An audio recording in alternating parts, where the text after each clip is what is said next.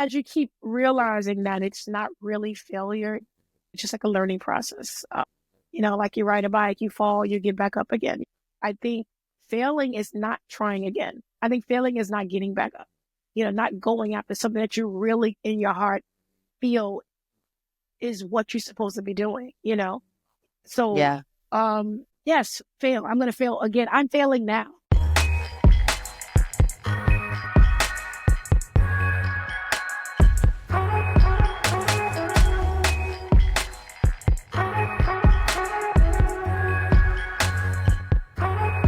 Thank you for joining me.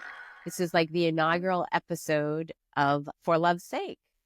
Well, thank you So for inviting me. of course. So I wanted to invite you on the show because mostly I'm inviting people who are creators and those people who choose to create despite what their circumstances are or in spite of what's going on in their lives. It's just something that they're driven to.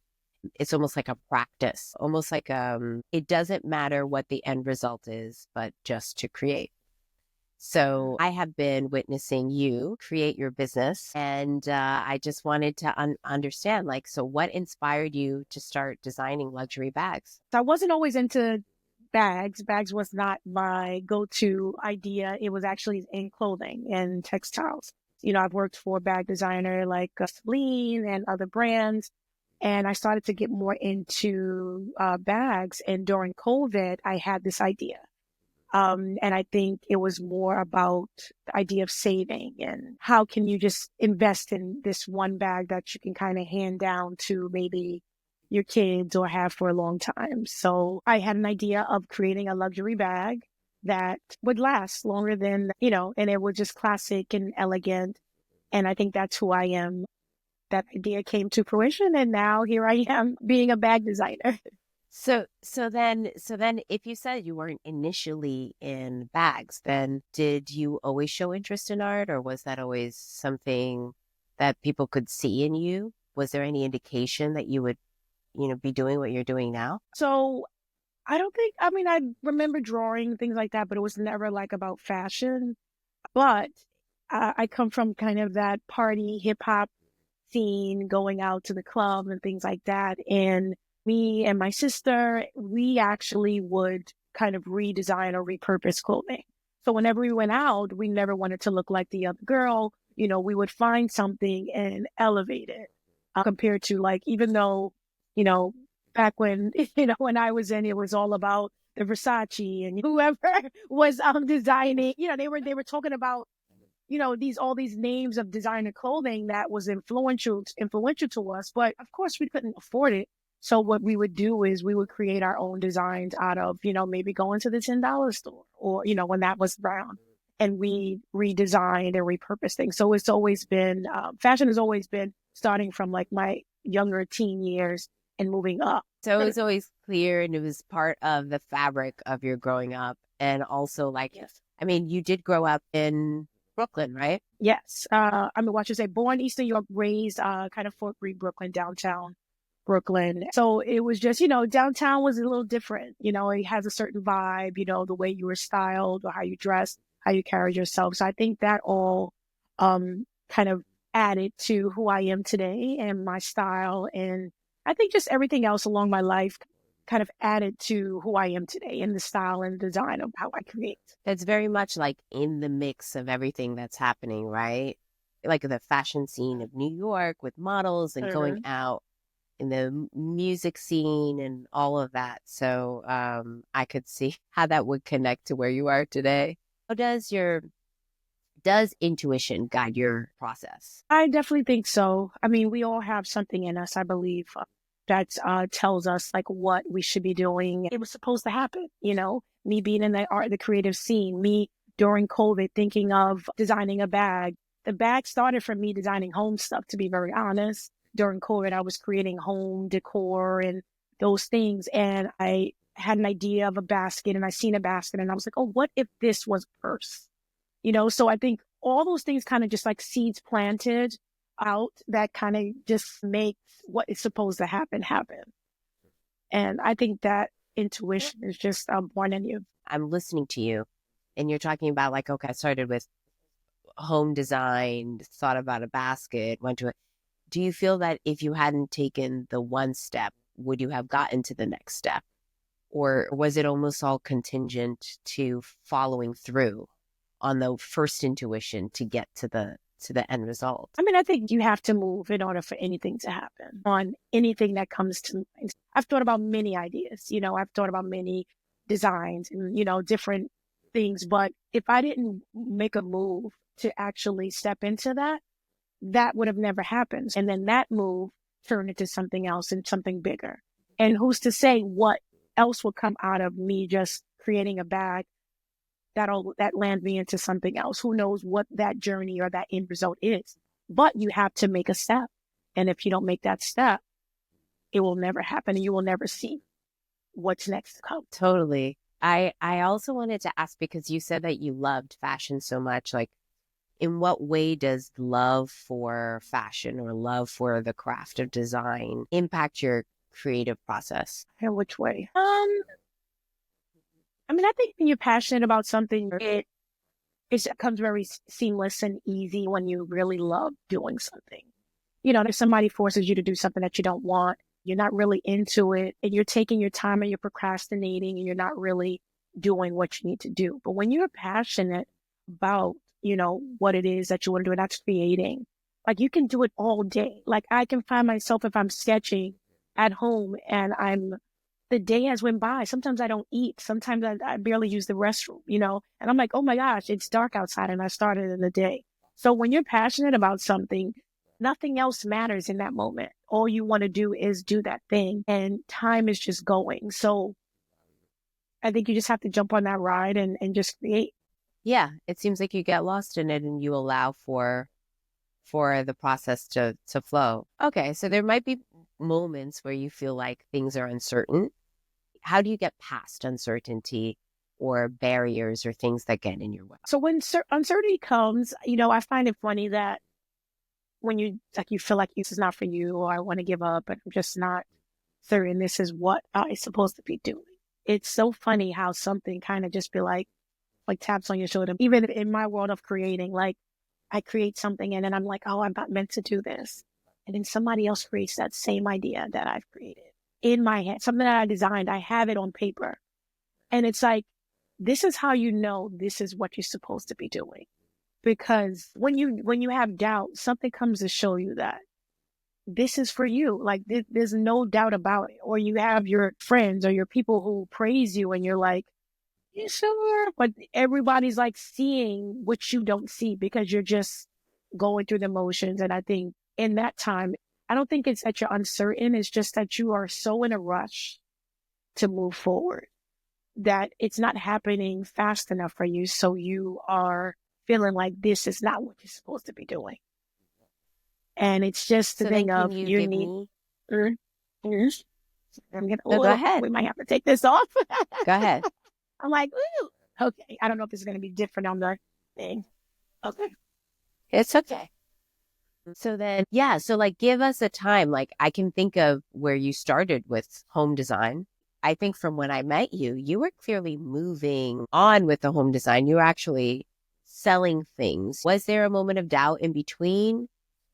I know that you were inspired, but was there like worry about I'm transitioning? Is it okay for me to transition? I'm asking about where doubt might have come in or some barriers might have come in for you. I mean, I think I can be doing these bags right now, and somehow what I was designing in home, or whether when I was designing textiles and creating workout clothing, things like that, that all can still come about. But I think this is just what was, honestly, I think this is what's supposed to happen. The bags have a little bit more of a purpose to me than what the home stuff was, to be very honest. And I think with my faith, because I'm a big faith believer, and I think this is bigger than me. This tells a story. This was necessary. This was supposed to happen. I feel like me doing this is serving God's people. And yes, it may be just a bag to you, but there's so much meaning behind the bags that would, allow somebody to see that there are different paths, there are different levels to each journey. There's different levels of evolving in life. And now I'm curious to know about the purpose of your bag and everything behind it, right? Because it's called your brand is by Idol. BYIDOL stands for Because of You, I Dream of Love. And again, like I said, I big in faith and God is love. And that is a big part of who he is, like he loves everyone. Faults, all that yuck, gook we have on us and things that we got from our past, whatever. He takes us as we are. The brand itself is about God, is about his love to me. So in the collection, there are three sizes. There is like a small, medium, large. And how I name the sizes or the name of the bags is the seed bag. The seed bag is a small bag, very tiny. I should probably show you one if that Can makes you a show little it? bit of sense. Yes, yes, yes. Yeah, I'd love to Actually, see I it. have it right here. So this one is the seed bag. And, how I look at it as, in life, God plants a seed. Even though he planted a seed and, we became the light, that seed, we are life. We plant seeds also, that's fruition. And then once you plant a seed, becomes life. So life, which is the medium bag, I'll show you, and it's called the Zoe bag. It's called the Zoe bag, named after my daughter, but Zoe means life. So you have the seed. Once you make the seed, you plant the seed, and then it gets life. And then the last thing, once we are alive and things like that, we live this life with purpose.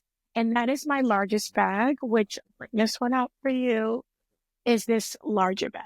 And your purpose is big. So that's why I named the biggest bag Purpose. And to be very honest, we don't just have one purpose. And I think people feel like I'm looking for my purpose in life. So that is the bigger picture to BYIDOL, me designing and creating. And I want that everything that I design to be meaningful. I want you to invest in something that has meaning to you. It's not about always just like because it's the logo. Like we get older and you realize it's not about that anymore. When you're younger, you're like, I want to have the big sign of the logo. And that's also why I designed the fact that there's not this big logo that's planted in front so you can see it. I want it to be subtle and I want it to be for you, like you're buying it because of you, not because it's the newest bag that I have to have. I hope that explains everything. It's so cool. Even how you describe the logo, for me, it's like almost like a personal thing. It's a beautiful design. It's so gorgeous. Thank you for sharing that with us and with me. I have a question too, is like the design process, I'm sure it's evolved over time. What is the process of like tweaking and altering it? I mean, because you can see a lot of work has gone to designing this bag. One thing you didn't mention is that it collapses and and can Yes. close, like to be flat to Yes. travel. So Yes. did you just dream up that idea, or is it a collection of other resources or was it working with a design team or, Mm. on your own? How is it that you were able to refine the design to what it is today? Sometimes you get an idea, and I think never be afraid of getting an idea from something else. So I got an idea from something else, and I built on that idea to create the bag. And then by the bag being a bag that transforms, again, that all is like we all transform. So when you transform the bag, it actually collapses flat so that when you are traveling, it kind of takes away from, like, you don't have to worry about the bag getting damaged. It goes in your luggage seamlessly. It has this amazing lay flat feature, and you can carry more than one if you want to have, you can carry more in your luggage. It's about being convenient. It's innovative. You're finding ways as to like work into your lifestyle, but also being convenient to where you are in life and who you are in life.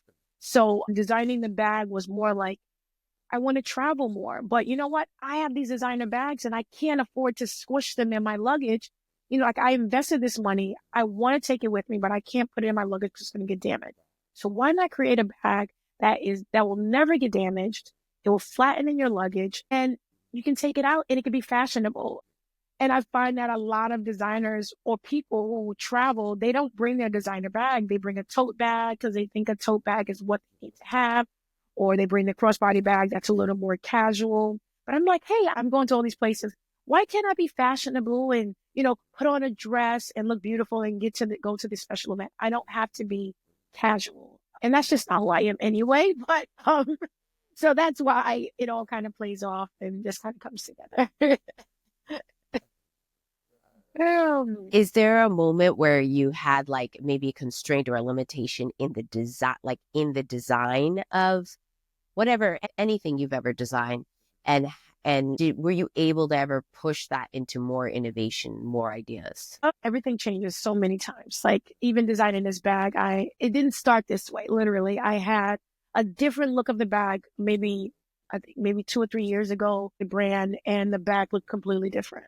The logo was a little more strong, like different things like that. And then you kind of have to you just keep changing it till you find that it's to the point of where it needs to be. Like if I make this bag and as time go on and people like, I think it's missing this.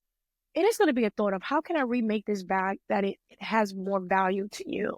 Again, it's not just about the fashion. I want it to be valuable to you. I want it to be usable. There are always going to be changes and I'm going to always evolve the bag. There will be this bag probably, in 3 years, will have something else that I felt needed to happen because I'm going to ask my customers, like, what is missing from the bag? What do you need? How can we make this better for you? So again, that is also serving. If you're serving, you're trying to make that person comfortable and it's not about you at that moment. So me designing it's not about me. It is a bigger picture. It's about you. I want you to be happy with the product that you purchased or, that you invested in. If you've encountered failure, right, how has that informed the love that you have for creating? I mean, at the beginning, failure is like, oh, failure, like you look at it so differently. But as you keep realizing that it's not really failure, it's just learning. It's just like a learning process. Like you ride a bike, you fall, you get back up again. I think failing is not trying again. I think failing is not getting back up, not going after something that you really in your heart feel is what you're supposed to be doing. So, Yeah.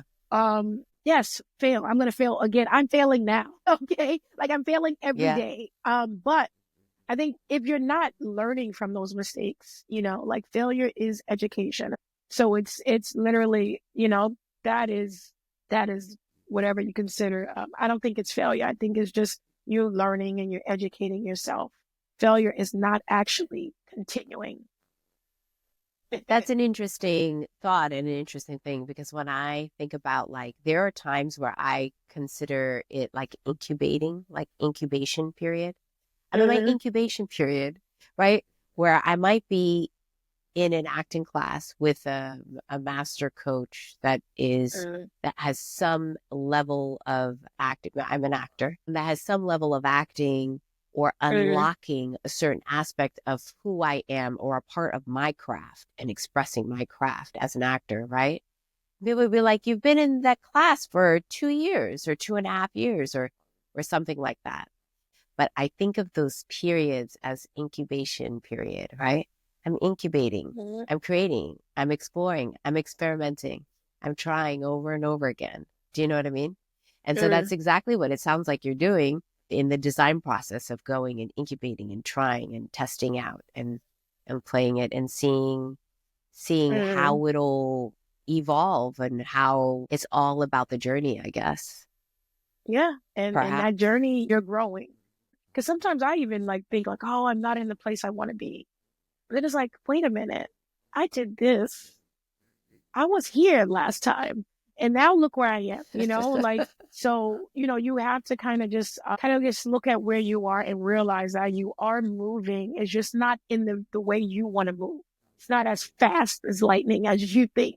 You know, you should be because right now everything is about speed. We have to kind of go back into being patient and going through the process because in that process you're learning so much. Even for me designing, I didn't come from design. I didn't go to school for fashion design. Everything I know I've taught myself. I liked it. I wanted to figure it out. And I was like, okay, how can I do this? So I can't say I'm the big sketch person. I can't say that I'm the best seamstress, all those different things. But everything I do, I taught myself.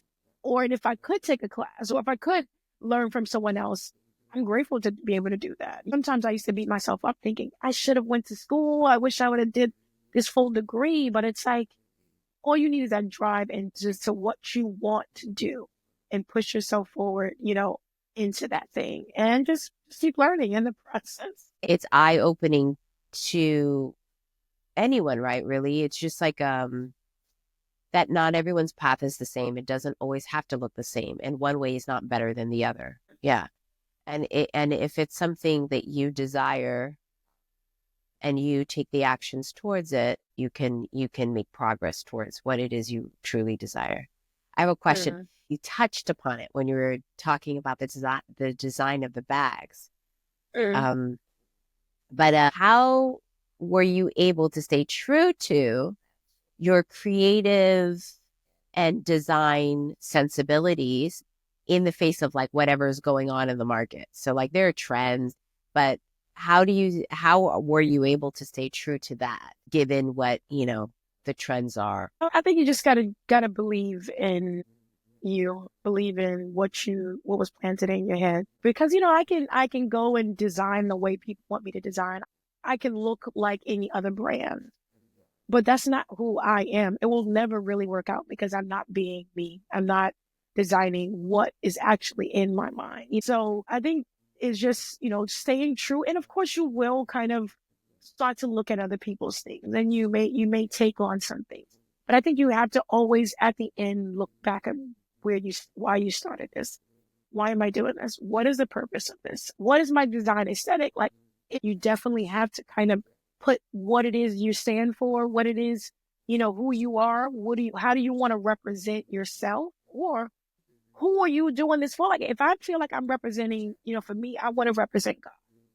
I don't want to be, I don't want what I put out to be anything outside of if I feel like it would shame him, I don't want to do it, And so whatever you do, make sure whoever you're representing, whether it be yourself, one, it definitely should be yourself and, what you feel who you want to show yourself as. But for me, it's a higher being to make sure that I'm representing him and what I do. I'm not looking outside of who I'm claiming to be. If that makes yes. That's So, incredible. I mean, I hear you talking about having the integrity to be fully self-expressed. And then I mean, I guess that's how trends are created, right? If you're fully self-expressed as you are, you can create trends. yes, you Right? can. And that's really what it is today. You find the person who's mostly themselves are actually the ones who are really being seen. Something I literally wrote down, I think it was to see is to be seen. And I think to see is to see yourself. And if you don't see yourself and be happy with who you see, no one will see you. Honestly, people sometimes don't even see you because you kind of go into this dark place or you kind of, so I think sometimes when you have this light, you're going to be automatically seen because you are seeing that light inside of yourself and everyone else will start to see that light. Is there anything that has happened of recent that you're excited about, or something like a success or something like that you feel was a milestone for you upon your journey as a creative? So I think you spoke a little bit about Fashion Week. I just recently was invited in, his name is Clarence Ruth. His brand is Cote d'Arms. He invited me to showcase my bags in his collection on Fashion Week. And right now, CFDA and many people are watching him. And, that to me was a blessing that someone who sees me and sees my gift asked for mine to be in the spotlight with him, and to have people who believe in you, that was amazing. So for me to be in Fashion Week, first time ever was pretty big deal for me. And it was in New York, New York Fashion Week, and it was in New right? York, me being a New Yorker, being back Where you're home, from. the energy was there and it was just great. It felt really good. And I'm just excited to see what comes out of it. Definitely, I'm going to continue to push forward. This is a new beginning for me, trying to show the world who I am, who BYIDOL is, and show like great representation in a brand. My dream is to be like the first Black luxury designer. That is my goal. That is my dream. So stay tuned as I push forward and work on that. That is great to have merchandise and, to just work in stores but to have my own, collection. This is my first collection. I've done designs, things like that, pieces for people, but to have a full on collection that is visible, that people are loving and, that are also passionate about is a great milestone for me. I am just excited to see what is next. I know there is so much more next. There is so much more creativity in this mind that I want to get out there. But yeah, that's kind of it. So I just want That to say is so stay creative to exciting. I think, anyone. yeah, that is so exciting because I think that there are a lot of people out there that don't feel like they can create or they can enrich their lives with creativities. But there is something to be said that, I mean, you have started this while doing other things, Yeah. while working, building like a family, right? While there's Yes. so many things that you've done alongside being a creative and building this dream. And I think that sometimes people defer other dreams for their dreams. And then Yes. also, or they feel like, oh, it's too late, right? Is Yeah. there anything you have to say about like those people who say it's too late? It's so funny Anything because to say to them? yeah, it's never too late, honestly. To be honest, if you actually look at the story, if you read into other creatives, they actually started later, to be very honest. Like, you have a different mindset. You really know what you want. And I think that's why at, this certain age level, you can do it. You have a drive. You have a drive to say, like, listen, I've done all that. I partied. I had fun. I did all these things, but now this is what I want to do for me. And if you can start earlier, that's even better. But, um, even better. So yeah, keep on creating. We love this. Yeah, yeah. I just want to say thank you so much You're for this welcome. interview, for taking Appreciate the you. time with me. I think your bag is just so absolutely stunning and beautiful. The Thank you. idea that you've created it for multifunction and for something that can be used timelessly. The design is impeccable. Just hearing a little bit about your internal thoughts about what it is to be a creative and the generosity in sharing that. Thank you so much. I think it was such a pleasure having this conversation with you. Thank you. Thank you. Thank you so much for inviting me. I'm so heartfelt from that. Just you see my journey, you see where I'm going, and I appreciate you for believing in me as I do you as well. Yeah, of course. And I look forward to seeing what's next. Yeah. So I do want you to share how people can access your bags and how they can learn more about it and buy. Yes. So for social media, the brand is BYIDOL. So that's at BYIDOL _. And for the website, it's byidol.com. So BYIDOL.com. The bags are for sale online right now, and definitely follow on social media. I am on all the platforms. Yeah, and tell a friend, tell a friend. I always want to say people think that to support someone is just buying. Supporting is telling people about a product that you think is dope or that person you think is dope. So show some love, tell some people. But in that's it. Till next time. Thank you, Chimere. It was so wonderful and all the best.